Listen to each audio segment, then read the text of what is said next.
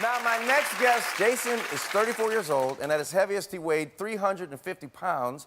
But today, Jason works out 7 days a week, and he has lost 156 pounds. Please welcome Jason Maldonado.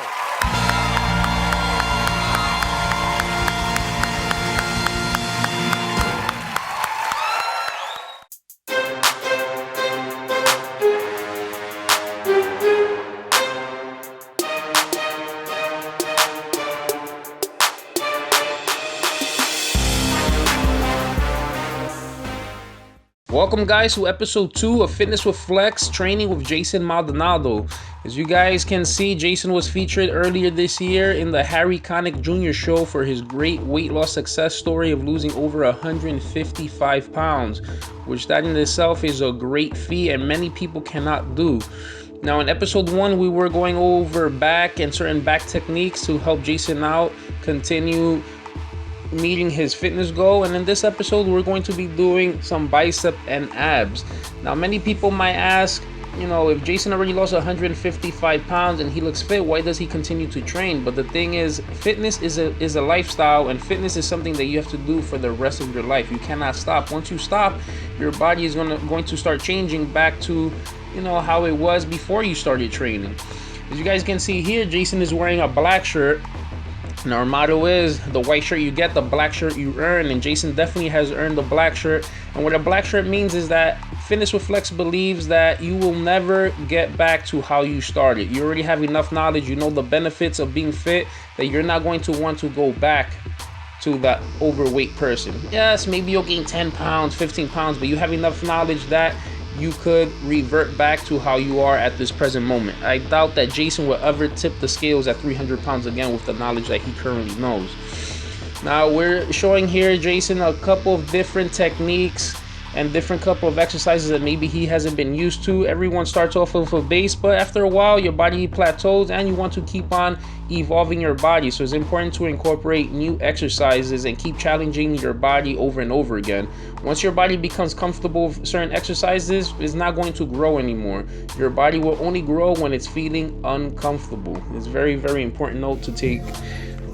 And as promised, a lot more heavy lifting in this episode, and as you can see, doing some bicep curls here with 50 pounds. I'm trying to keep the form as strict as possible. If you guys do bicep curls, you know how heavy this really is just to do it with 50 pounds and keep the technique on point.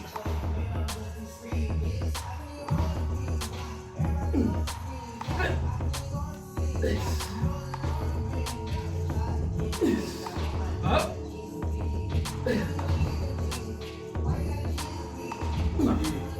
Up.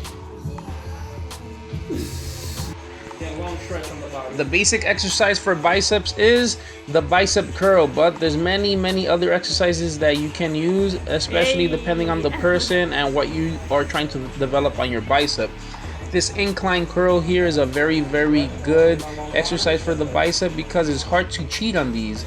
You have to make sure that your arm is coming all the way down and all the way up. Being in this incline position, even turned around this way, is emphasizing only basically on the bicep itself. Sometimes when you're standing, you could use some of your lower back, you could use some of your legs. And if you guys have weak biceps, this is something that you should definitely incorporate, these incline curls. Very concentrated, coming all the way down. You need to get that full range of motion and then coming all the way back up.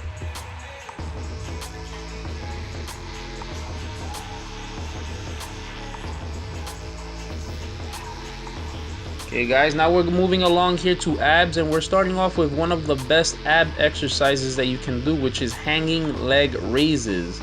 This is actually the harder version because you're just hanging and you need to stabilize yourself. If you try to do this with your core being weak, you probably won't do it because your body's gonna wave back and forth because you can't stabilize yourself. But this is the first time that Jason is doing this. He does do the alternate leg raises where your back is against a pad but your stabilizers there are not getting work. So this is why he's a little bit wavy at the moment, but the more he does this, the stronger his core would get and his stabilizer muscles, and he won't be moving as much. Now what's very important here that a lot of people do wrong is that they don't get that stretch in the back right here, where you have to swing back your hips to activate the abs and then in a circular motion, kind of. You want to bring your knees or your legs towards your head, kind of like a half circle type thing. It's just not raising the legs. When you're just raising the legs, it's more for the hip, more for the legs.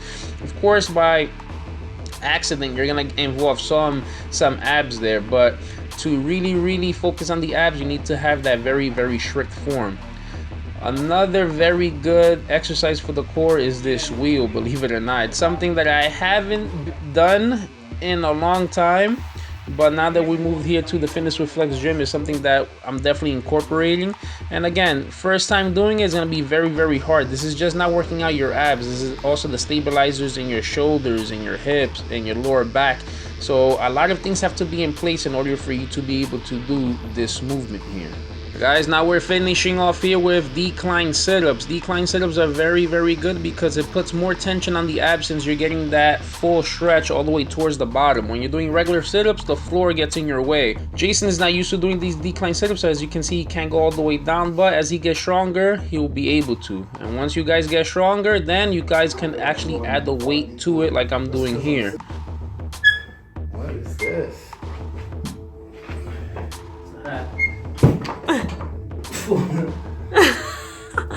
Is it hot?